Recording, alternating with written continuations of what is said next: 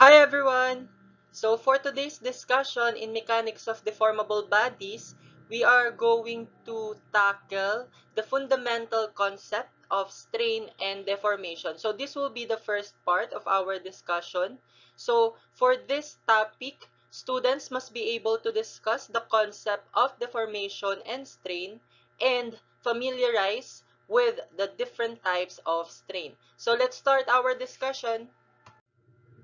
In our previous discussions, we already talked about that as engineers, our goal is to minimize the deformation and stress of the body in the design of machines and structures, right? So we are now going to discuss further, no, the concept about deformation.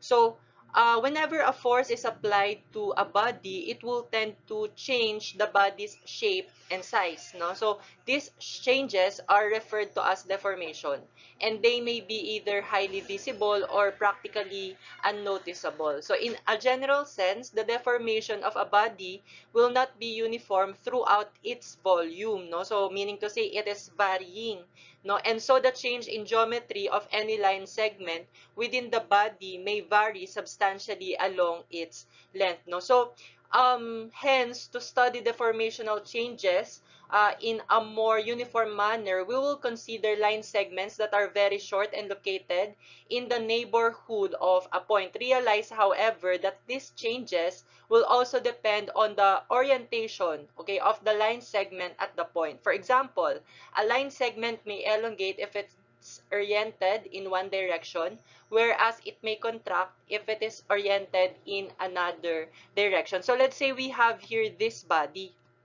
No, so as you can see here, we have here this body. Okay, and let's say we will put line segments here, no? So let's say at this point, we will have this vertical line segment, also this horizontal line segment, and also this inclined line segment, no? So if you are going to apply forces, no, at both ends of this body, okay, let's say that force or those forces will cause this body to be elongated, no? So let's say it will pull, no, both ends of this body, no? So what will happen is that this body, no, since it is uh, being pulled, no, being pulled away, no, by the end forces, no, so what will happen is it will elongate, right? It will elongate, and upon elongation, no, the cross-sectional area, its cross-sectional area, it will decrease, right? Since it will be stretched, no? So the cross-section here, okay, it will decrease, right? So what will happen here? Okay, so if you are going to analyze, no, and notice na this vertical line segment, no, as this body elongates, it will also elongate, right? This vertical line segment, while this horizontal line segment, what will happen with this segment? It will contract, no, meaning to say it will decrease, right? So also for this inclined line segment, okay, what will happen is it will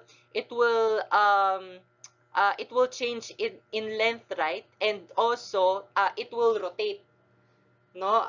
There will be a change in the inclination of this inclined line segment, right? So these are the concept of deformation, that the body or the deformation of the body, it will not be uniform, so it depends on the orientation, okay, or it depends on what you want to analyze, no, in that body. Okay. Okay, let's now talk about the concept of strain. So in general terms, strain is a geometric quantity that measures the deformation of a body. No, so there are two types of strain. That is normal strain, which characterizes dimensional changes or changes in length. No, and then the shear strain, it describes the distortion or changes in angles. Okay, so again, no, for normal strain, no, it characterizes or describes, no, the change in length, no, of the body, no, while in shear strain, no, it describes the change in angle or the change in the orientation or inclination, okay, of line segments, no, in or points in the body. Okay, so in this figure, no, horizontal ground displacements caused by an earthquake produce excessive strains in these bridge piers until they fractured or failed, no. The material properties of the concrete and steel reinforcement must be known so that engineers can properly design this structure and thereby avoid such failure. So this is very important, no, that we know material properties. Okay, we know the concept of strain, we know the concept of deformation, of stress, no, in order to properly design the structure and avoid these failures. Okay. Okay, so we will now talk about the first type of strain, which is the normal strain. Okay, so this is also called axial strain. Okay, and it is defined as the ratio of change in length of a line per unit length. So let's say we have this body. Okay, so um, in this bar, no, of length L, no, if you are going to apply a normal force here, okay, so let's say that upon application of a normal force, no, it will elongate, no. So since it will elongate, no, as shown, let's say here in this no, this figure, okay, so it will elongate, and since it elongated, meaning to say this bar, okay, this bar um was deformed, right? So it undergoes deformation because there has been a change in length since it elongates, right? So from that, no, we can describe that deformation, no, by computing the normal or axial strain, no. So to compute the normal or axial strain, so we will use this formula, no. So this is epsilon, no. So this epsilon, this is the normal strain.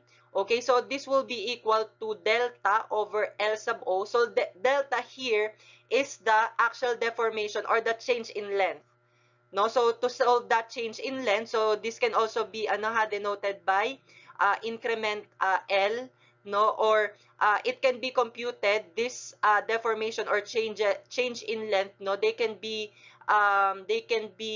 solved, no, by using this, no. So this is L prime minus L sub O, where in L prime here, this is the deformed length, no. So this is the elongated length, no. Okay, so you will subtract here the original length, no, to solve for the axial deformation, okay, or the change in length over L sub O, where in L sub O here, this is the original length, ha.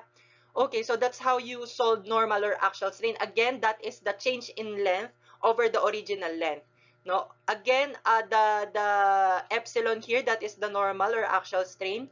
The delta here, or the increment L or L prime minus L sub O, that is the axial deformation, and it may be caused by an applied axial force or an expansion due to an increase in temperature, or even a force and a temperature increase acting simultaneously. And then for L sub O, that is the original length, no. So here, no, if the deformation here is positive, no, as computed here, okay, let's say the deformation is positive, meaning to say that the deformation that happened is elongation, since the deformed length, no, will be greater than the original length, because that's why it is positive, right? So meaning to say the deformation is elongation, while when it's negative, no, meaning to say that this deformed length, no, so meaning to say it is uh, less than the original length. So if it's less than the original length, meaning the body, no, undergoes compression or contraction, no, of the body, no. So meaning to say, no, it will give us a negative answer, no. So if the deformation, no, or the change in length is negative, meaning to say, no, that the deformation or the change in length that happened is a compression or contraction.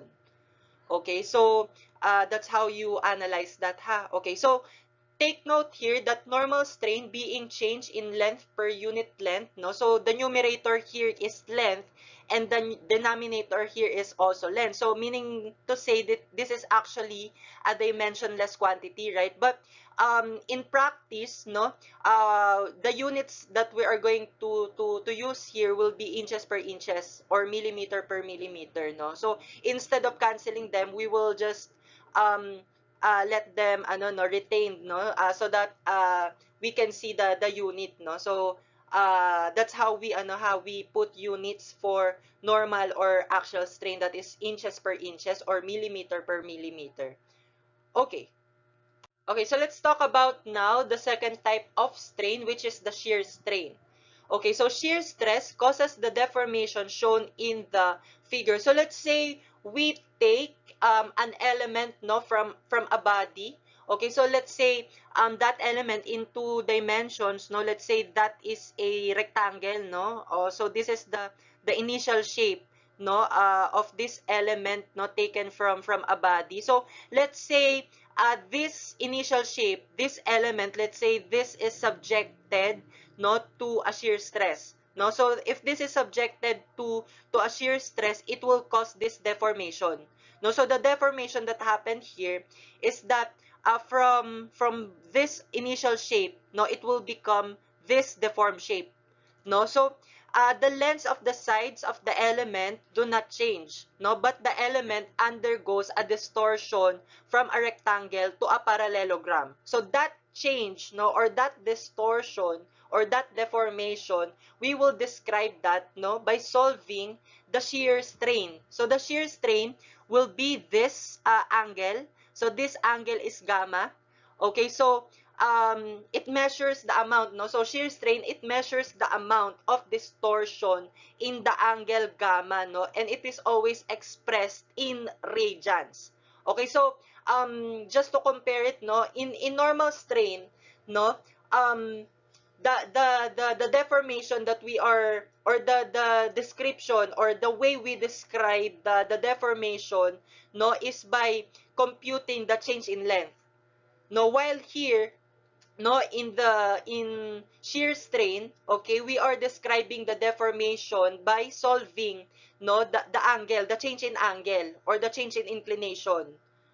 Okay, so here in shear strain, no, so again, this is denoted by this symbol. So this is gamma, no, and this is always expressed in radians, since shear strain is an angle. Okay, so again, no, this is the shear strain, this angle gamma. Okay, so just to no, to explain it further, let's say we have this body, no, so this is initially undeformed, no, there's no application of load yet here. Okay, so let's say we put these points here, let's say this point C, this point A, and this point B, and let's say that this makes pi over 2, no, so this is 90 degrees, no. So if we are going to apply, let's say, a load, no, on this body, no, it will experience deformation, right? So it will deform. So let's say upon application of load, no, these points, no, will displace, no. So the displaced location of these points A, B, and C will be this point. So this is A prime, B prime, C prime, and let's say that we measure this angle. So this angle, no, since the body experience deformation, no, so this originally pi over 2 angle, it will change, no. So let's say that the change angle will be pi theta, rather theta pi theta prime, rather, no. So this will become theta prime. So to describe the change in the angle, no, from these illustrations, no, so we can solve the gamma, no, by subtracting the original angle, no, to the deformed angle, no. So that will be pi over 2 minus, no, the deformed no, or the angle of upon deformation, which is theta pi, no. So that's how we solve that's how we solve gamma or the shear strain. Okay. Alright, so let's discuss now small strain analysis. Most engineering design involves applications for which only small deformations are allowed. In this discussion, therefore, we will assume that the deformations that take place within a body are almost infinitesimal. No? In particular, the normal strains occurring within the material are very small, no, compared to 1. No? So that the normal strain epsilon is less than 1. So remember that the formula for the normal strain, that is the change in length, no, and that change in length, that is just very small also, no, and if you divide that, no, with the original or by the original length, no, so that will actually be very small, no. So this assumption has wide practical application in engineering, and it is often referred to as a small strain analysis. So it can be used, for example, to approximate sine theta as just theta, no, cosine theta as just equal to 1, and tangent theta is equal to theta, no. So provided that theta is very small, no. So instead of using sine theta, no, again we can approximate that as theta. You can actually check this, no, in your calculator. Let's say we assume a very small theta, no, let's say 0.002, no, let's say that is in radian. Okay, so if you, so see to it that your calculator is in radian mode. So if you're going to compute that, let's say sine of 0.002. Okay, so as you can see here, the answer is actually just approaching to that same angle. Sine of 0.002 is just approaching to 0.002 as well. So from that, no, we can say nga that sine theta, we can say that is just equal to theta. No, again, this is provided that theta is very small. No, same with cosine of let's say that same angle. No, as you can see here, the value, okay, here is just approaching to 1. Right? Okay, so we will assume that that for cosine theta, that is equal to 1. And for tangent theta, that is just also equal to theta. Since tangent theta, that is sine theta over cosine theta, right? So that will just be theta over 1. No, since cosine theta is 1. No, so again here so this is just for applicable for very small angles theta, okay, which is it should be in radian, okay. Okay, so let's solve sample problem number 1. When force P is applied to the rigid lever arm ABC in the figure, rigid meaning to say that this is the lever arm, no? So meaning to say we will not consider the deformation in this lever arm. Okay, so this is rigid, this is rigid, this lever arm. So the arm rotates counterclockwise about point A or pin A through an angle of 0.005 degrees. So upon application of this force P, no, so this will this will go down, okay, and this will be rotated, no, with an angle of 0.05 degrees, no. Okay, so the question here is you have to determine the normal strain developed in wire BD. So this is the wire BD. So of course, if you are going to put a force P here, no, and it will rotate, no. So what will happen is that this wire BD, no, it will it will be stretched, right? It will be stretched. So it will experience deformation, no, and we will compute that deformation, no, by computing the normal strain. So let's solve this problem. Okay, so to solve the normal strain developed in wire BD, no, so we will first redraw, no, the figure. So upon application of this force P or load P, okay, so again this lever arm, no, it will go down and it will rotate, right? So the angle of rotation will be this angle. So this is theta and this is 0.05 degrees. No, and since this lever arm is rotated, no, so this wire, no, it will be stretched, right? So it will be stretched, and the deformed length will be this length. Okay, this entire length, and the deformation or the actual deformation will be this length, no? So remember here, class, that since this lever arm is just rotated, so if this is 400 millimeter here, no, if this is 400 millimeter from this point up to this point, if this is just rotated, it will remain, no, the same length. So it will be from here, from this point to this point, this is still 400 millimeters since it is just rotated. Okay, so here, this deformation or actual deformation, no, so this is actually an arc, right? So this is actually an arc, this side, no? So since the lever arm is just rotated, no, meaning to say, no, so this is an arc, no, this side, no, but since this is just very, very, very small, no, so meaning to say we will approximate that arc as a straight line. So we will assume that this is a straight line, no? So again, no, from the original system, no, so this is point D, this is point B, and if it is stretched, no, so this point B, it will be displaced, no, so it will be displaced, no, in this location, no, so this will be the new location of point B, no, so this point, so we will name it as B prime. Okay, so from here we have to solve this. We have to solve this length from point B to B prime, no, so we will name that as increment L sub BD, no, so this will be the axial deformation. Okay, so we will describe that axial deformation by solving the normal strain. So again, the normal strain or epsilon, that is just the change in length or the axial deformation, which is this side, no, over the original length. Okay, now to solve this side, no, we need to solve this side, no. Okay, so to solve the normal strain, no, so we will consider this triangle.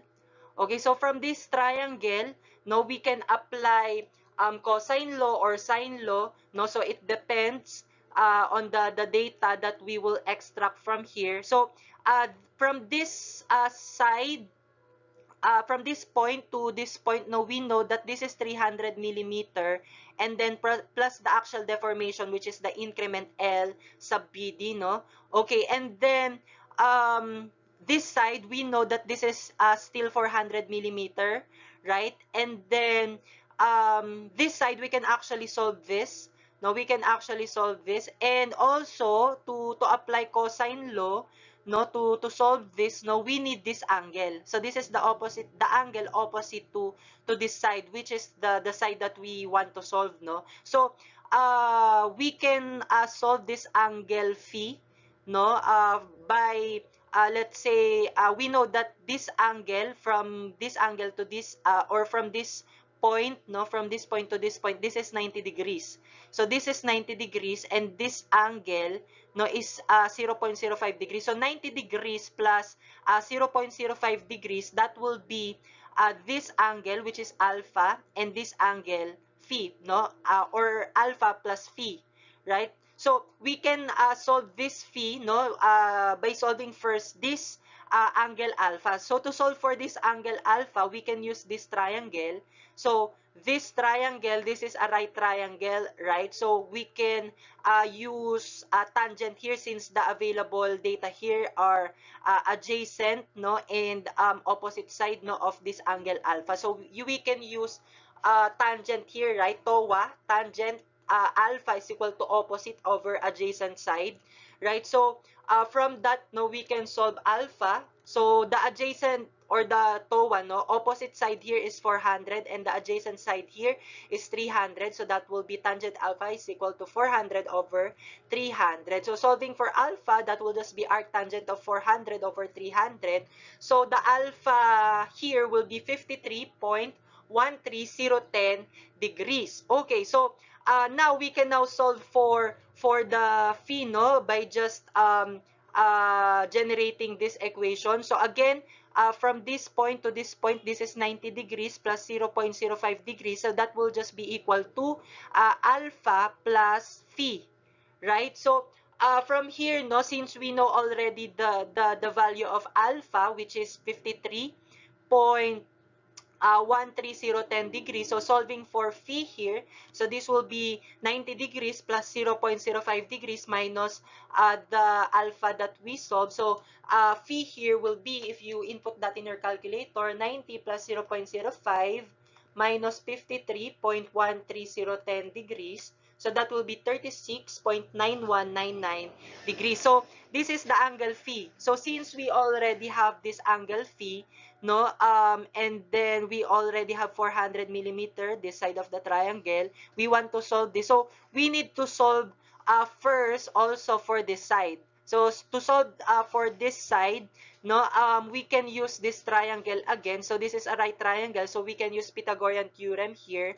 Okay, so applying Pythagorean theorem, so that will just be the side that we want to solve, no. So that is AD, or this line AD. Okay, so let's say this is the hypotenuse, no, of this right triangle, right? So this will be LAD squared is equal to 300 squared plus 400 squared. So solving for LAD, so that will just be square root of 300 squared plus 400 squared. So the side AD, or line AD, its length is just 500 millimeter. Okay.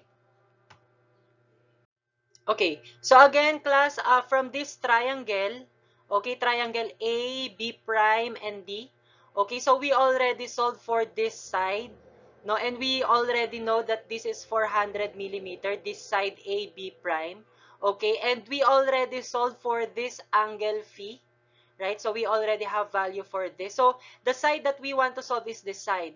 So to solve for this side of the triangle, given two sides, no, and this angle opposite to that side, so we can use cosine law. So applying cosine law for triangle A, B prime, D, no, so that will be this side, which is the L, or length, no, length of this side, which is L, B prime, D. Okay, from B prime to D. And then LB prime D squared, that will be equal to LAD, or the length AD of the triangle, squared plus LAB prime. So plus this side, no, LAB squared minus 2 LAD times LAB prime cosine of the angle opposite to the side that we are solving. Okay, which is this angle. So this angle is phi. So that is 36.9199 degrees. Okay, so substituting the values for this, we already have the value for the length AD. Okay, we already have also the length AB prime, which is 400 millimeter. And then substituting that and inputting that in our calculator. So that will be, since this is squared here, okay, so to solve for L prime, or LB prime D, no, so we will square root the, or we will get the square root of the other side, okay, to solve for LB prime D. So that will be 500, square root of 500 squared minus, or plus pala, 400 squared minus 2 times 500 times 400 times cosine of 36.9199 degrees. So see to it that your calculator is in degree mode, since the angle here is in degrees. Okay, so the value for this is 300.34908 millimeter. Okay, so since we already have this value, no, so this will be the length, no, of B prime D. Okay, so this is the deformed length, no, so this already undergone elongation. Okay, as you can see here, originally, no, this cable, no, so this is actually 300 millimeter, right? No, but upon applying load P here, no, it will be displaced, no, this point B will be displaced to B prime, no, point B prime. So there will be an elongation here. So this will be the elongation, ha. Okay, so this value that we solve, this is the deformed length. Okay, so to solve for the normal strain, we need the deformation, or the axial deformation. Okay, so that is the elongation that happened, no? So to solve for that, No, the formula for strain, again, normal strain, that is denoted by epsilon, no? So let's say epsilon BD for this cable BD, no? So this will be equal to the deformed length, no, minus the original length. So the value for the deformed length minus the undeformed length or the original length, that will be the deformation. Okay, over the uh, original length, no, of cable BD. So let's just substitute the values here. Okay, so the deformed length that we solve is 300.49 or 39 for 3934908, sorry, minus the original length is 300 over the original length, which is 300. So solving this in our calculator, this will be okay, let's input in our calculator. So this is actually 0.001636 millimeter per millimeter, or 1.1636 times 10 raised to negative 3 millimeter over millimeter. Okay, so this will now be the answer, no, for the normal strain, okay, in cable BD. Okay, now, okay, actually, class, we can solve this using solution 2. So, this solution, no, that we use, no, to solve for this epsilon BD, this is the solution 1, ha. So, we use the geometry, no, of the action that will happen, no, in our system. Okay, but here, class, in solution 2, this is much simpler solution, no. So, here, class, no, since the strain is small, this same result can be obtained by approximating the elongation of wire BD as increment L sub BD shown in figure 25B. No? So from this figure again, so class, this elongation, okay, let's name it as increment LBD. Ha? So we can also solve this by considering just this triangle. So class, I've mentioned to you, no, that this is not a triangle, ha. This is not a triangle. This is actually a sector of a circle. No, this A, B, and B prime, no. So this is not a triangle in reality, no. So this is actually a sector of a circle. But class, here, this elongation, no, this elongation increment LBD, class, this is very small. No, so this is just actually an exage illustration, no, but this elongation is just very, very small. No, so from here, class, we will just approximate that this sector is a triangle. Okay, so we will assume that this is the adjacent side of the triangle. No, let's say this side is side AB. No, so this is the adjacent side, and this elongation or deformation. No, so this, we will approximate it that this is the opposite side of this triangle.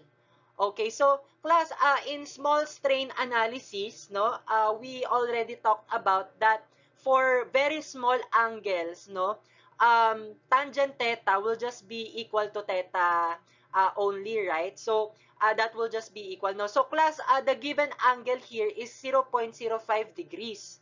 If you convert that into radians, this angle, no, this angle theta will just be very, very, very small. No, so meaning to say, we can use this, no, we can apply small strain analysis here, no, that tangent theta will just be equal to theta. So solving this, no, so we will consider this triangle, no. Okay, so from this triangle, the adjacent side is this side AB. Okay, and the opposite side will be the elongation. So to solve for the elongation increment LBD, so that will just be theta is equal to, so this is equal to tangent theta, ha. So tangent theta is actually opposite over adjacent, right? So that will be opposite. So the opposite side will be the deformation over the adjacent side, which is 400 millimeter. Okay, so we will assume that this is, okay, so this is 400. This is really 400 millimeter. No, and this side is actually 400 millimeter also because it just rotated, right? So, let's say this is 400 millimeter. So, we have value for theta, right, which is 0.05 degrees. So, substituting 0.005 degrees for theta and solving for the deformation or increment LBD. So, that will just be 0.05 degrees. So, we have to convert that first into radian. So, this is in degrees. So, for every 180 degrees, there is a pi radian, right? So, degree here will be cancelled and then multiplied by 400 millimeters. So, solving for this will be 0.05 times pi over 180 times 400. So the answer for this will be 1 over 9 pi or 0.34907. So radian is a unitless quantity. So the unit for this will be 0.34907 millimeter. So this will now be the deformed or the deformation. Okay, this is already the change in length, right? So we can now solve for strain. So to solve for strain, that will just be the deformation or the change in length over the original length. So substituting the value here, so for the change in length or increment LBD, that will just be 0.34907 millimeter over the original length, which is 300 millimeter. So this will now be the strain, no?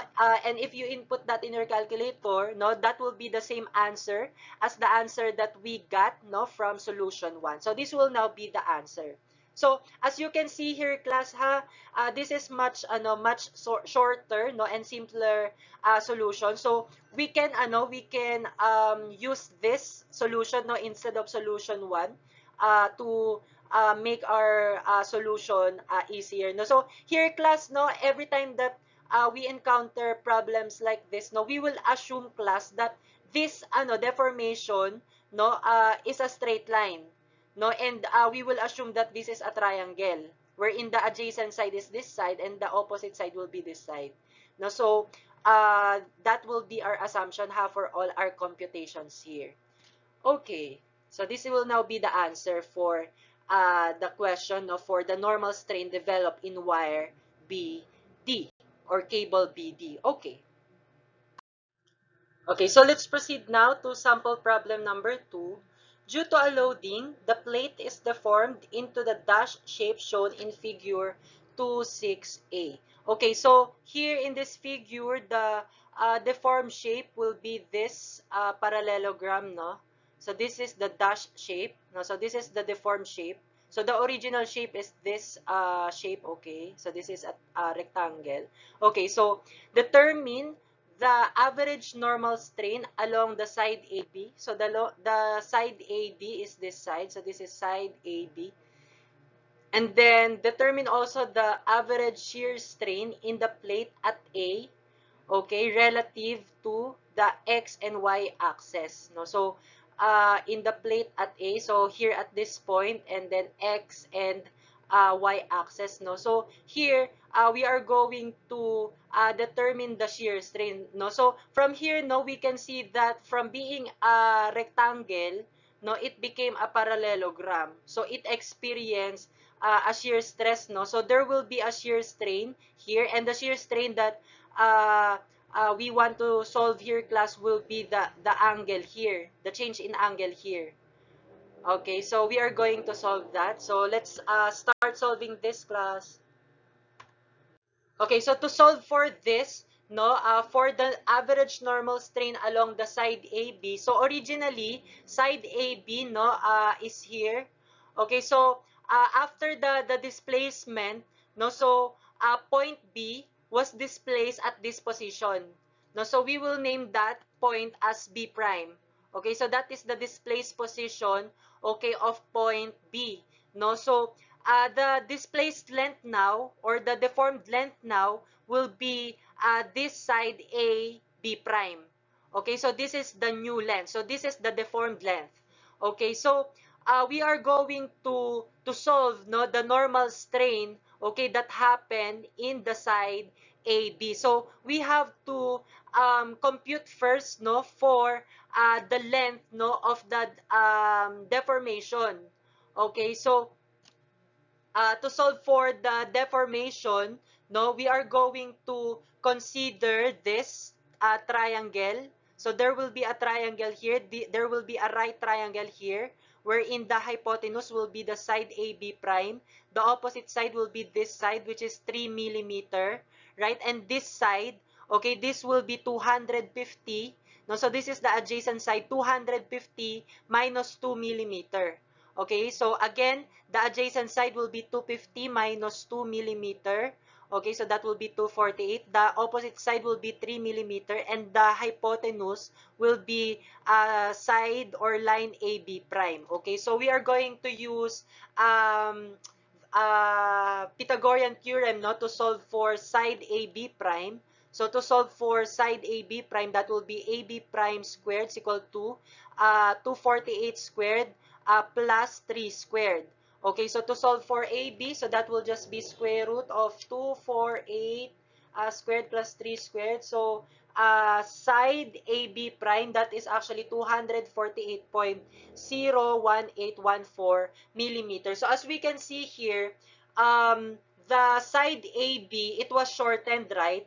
No, from being 250 millimeter in length, no, after the deformation that happened, no, or the displacement that happened, no, so the side AB became AB prime, no, and that side is less than the original side, no, which is this is 248.01814 millimeters. So to solve for the normal strain, so that will just be epsilon AB is equal to the deformed length minus the original length over the original length. So the deformed length here is 248.01814 millimeter minus the original length, which is 250, over the original length, which is 250 also. So inputting this in our calculator, so this will be, okay, minus 250 over 250. So this will be 0.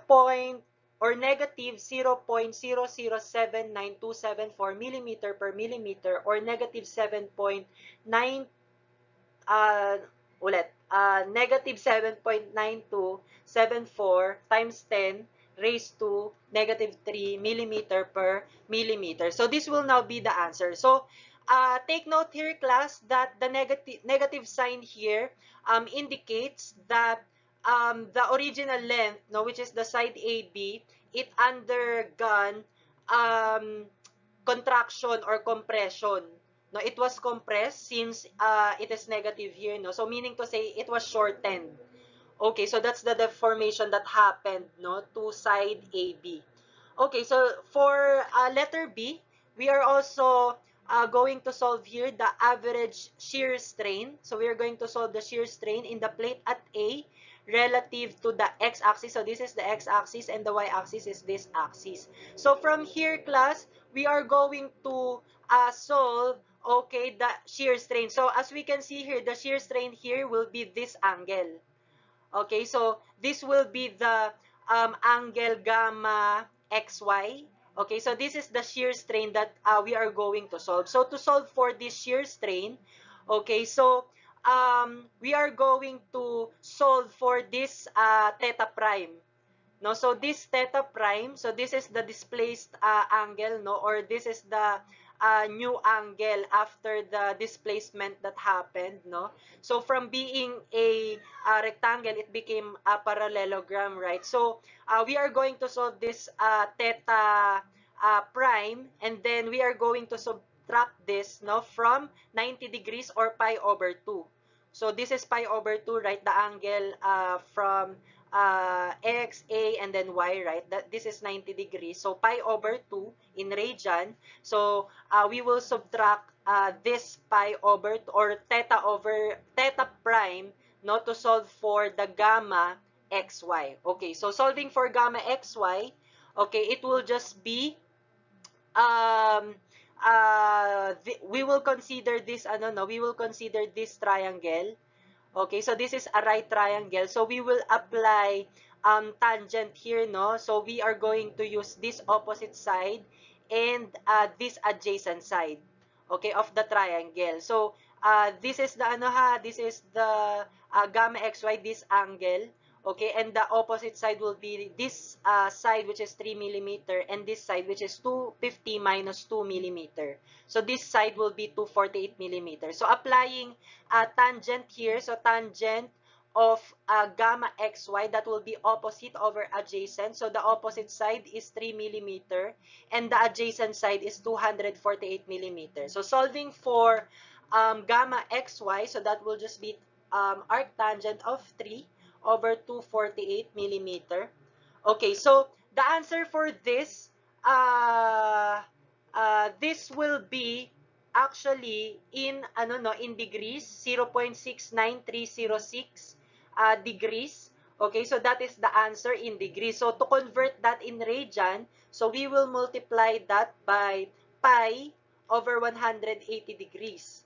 So solving for that, no, so that will be 0.012096 radian. Okay, so this will now be the answer for this problem. Okay, so again, the normal strain is negative 0.007927 millimeter per millimeter, and the shear strain is gamma xy is equal to 0.012096 radian. So, the shear strain, it is always in radian, ha? Okay, so this will now be the answers for this problem.